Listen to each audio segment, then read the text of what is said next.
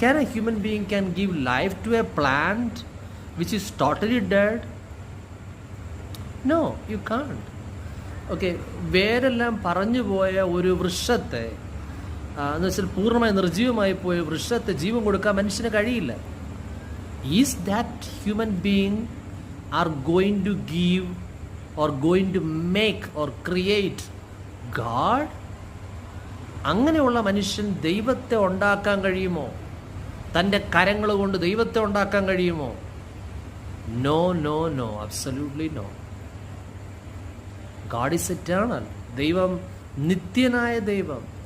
He is alive, ജീവിക്കുന്ന ദൈവം. He gives you life.